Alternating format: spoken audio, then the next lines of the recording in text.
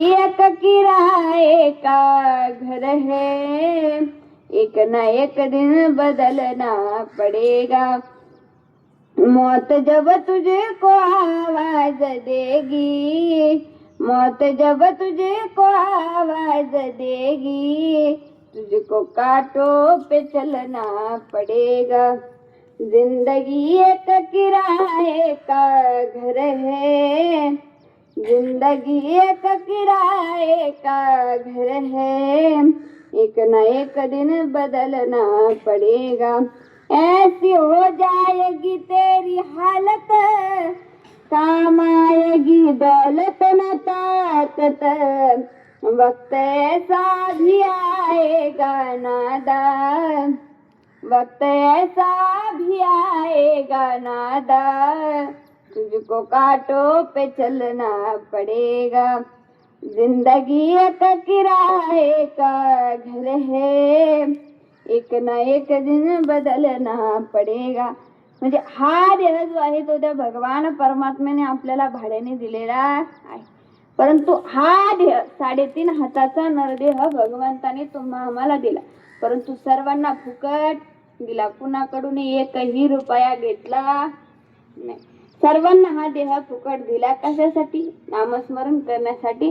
त्या भगवंताचं नामस्मरण केलं की नक्कीच आपल्याला सुखाची प्राप्ती मिळेल. परंतु नामस्मरण करत असताना तुकोबराय सांगतात, आपुला तो एक देव करोनी घ्यावा, तेने विना जीवा सुख नाही. कुठल्या तरी एका देवाला आपलं करा, त्याच्याशिवाय आपल्या जीवाला सुखाची प्राप्ती नाही. कारण तेने विना जीवा सुख नाही. तुकोबराय सांगतात. म्हणून जोपर्यंत आहे तोपर्यंत नामस्मरण करा.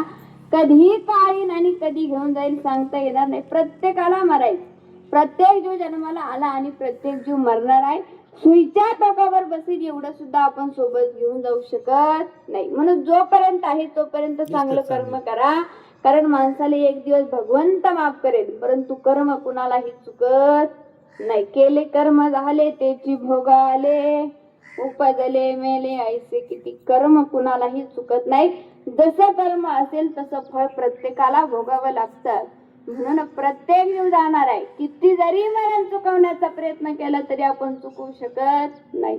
सांगून जाईल, भगवंताचं वाहन असणारा गरुड आहे, त्याच्या आईला सुद्धा मरण चुकलं नाही. गरुडाची आई आजारी पडली. आता आजारी पडल्याच्या नंतर रोज कुणी ना कुणी भेटण्याकरता येईल. गरुड देवता घरी आले की विचारायचे, आई आज तुला भेटण्याकरता कोण आलं?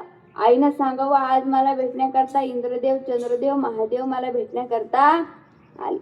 ते रोज घरी यायचे आणि घरी आले की विचारायचे, आई आज तुला भेटण्याकरता कोण आला? आईनं देखील सांगावं, आज मला हे भेटण्याकरता आले.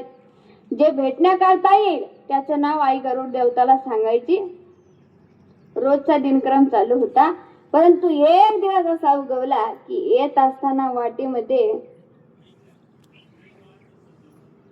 असताना गरुड देवता ज्यावेळेस कामाला गेले त्यावेळेस घरी यमदेव भेटण्याकरता आले.